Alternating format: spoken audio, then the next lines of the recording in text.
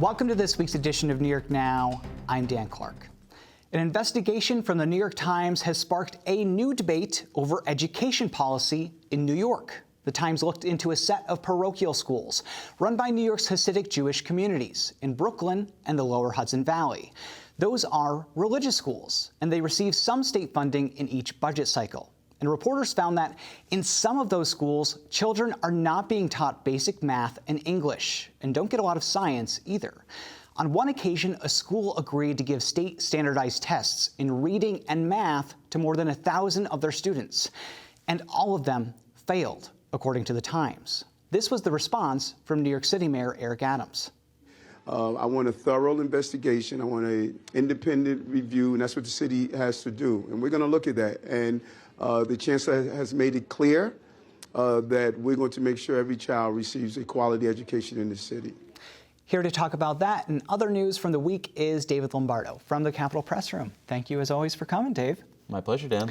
So what is the governor saying about the situation that the New York Times has kind of exposed here?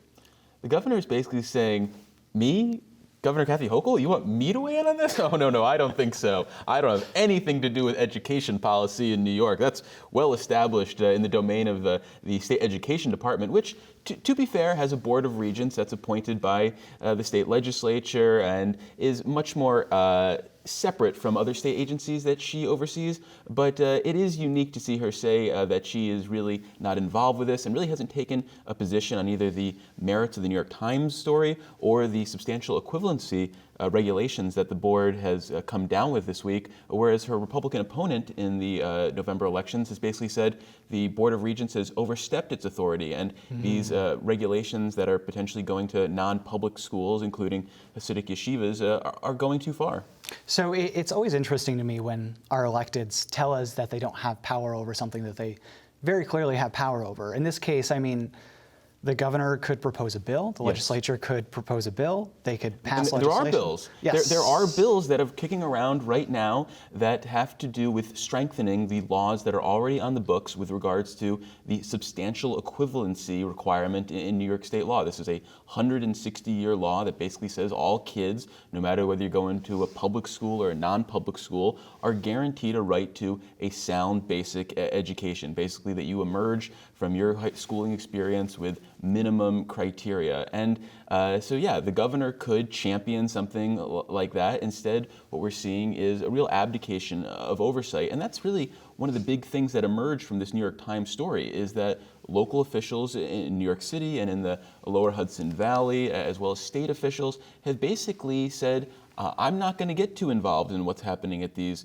Hasidic yeshivas, these schools that's tailored to a sect of the Orthodox Jewish community. The best example of that is an investigation that was launched in 2015 by the de Blasio administration in New York City that we're still waiting for a conclusion to, because people find this to be a very sensitive topic, and that has to do with politics and voting blocks, and we can get into that, but for some people this is a very controversial issue. It is, and I can see, so from the Hasidic community, their argument is basically that they don't want to abide by these substantial equivalency standards. They don't want to do that because they're essentially in these schools preparing their children for the life that they are living, right? Which is a more traditional life where it's more religious focused.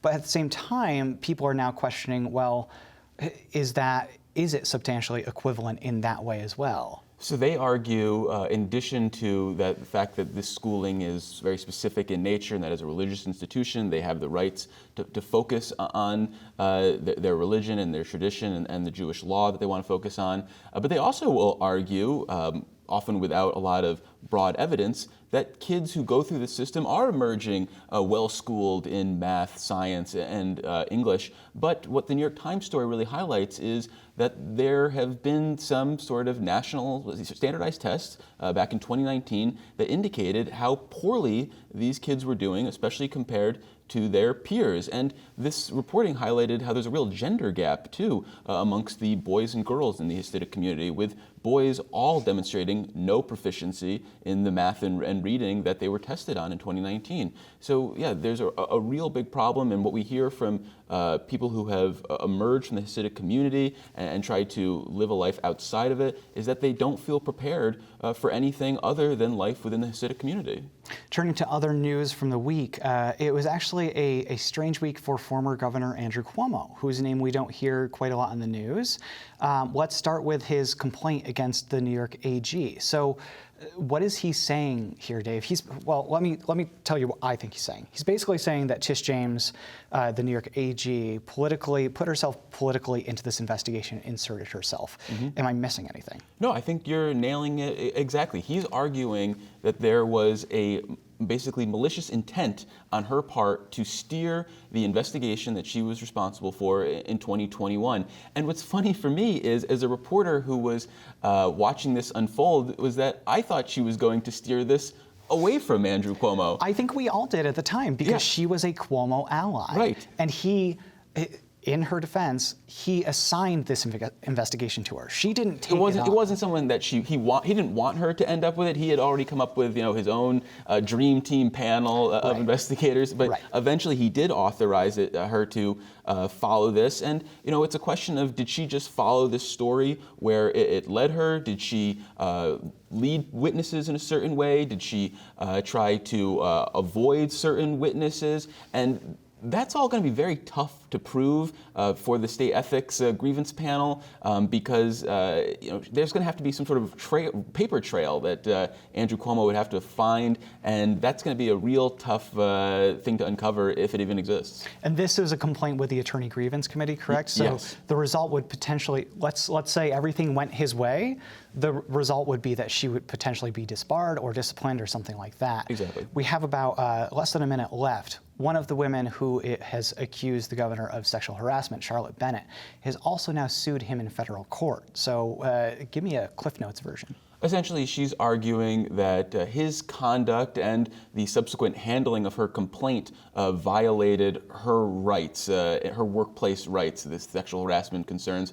And what's really going to be interesting here to watch is the fact that in federal court, there's a chance that leading up to all this, there could be a deposition of the governor, and we could learn even more than we did from the Attorney General's report about his conduct behind the scenes. So it's definitely something that's interesting, but could take some time to play out. So what else do you think could happen with this case? Well, because this is something that would potentially involve other women who are alleged victims of the governor, there's the possibility that some of those women could jump onto this lawsuit. We're talking about most notably a state trooper who's had her own concerns about the governor's conduct and what that's meant for her career. There's a former aide to the governor who alleges a groping incident in the executive mansion. And then there's the fact that this is not something that just targets Andrew Cuomo, it targets some of his top aides, specifically in how they handled the complaint that Charlotte Bennett, the person who brought this lawsuit, how they handled her concerns when she voiced them about Andrew Cuomo and his conduct, basically arguing now that they didn't appropriately go through and examine her concerns, and basically just sort of pushed her off, basically made her change her career trajectory. So it'll be interesting to see whether they have to answer for their conduct in a more substantial way than they did in the Attorney General's report. And we should mention that the governor has still denied that he has sexually harassed anyone, and his team seems pretty confident in their legal strategy. So it'll be interesting to see how that plays out and what it looks like. It's going to be a long haul here. David Lombardo from the Capitol Press Room, thank you as always. Thank you, Dan.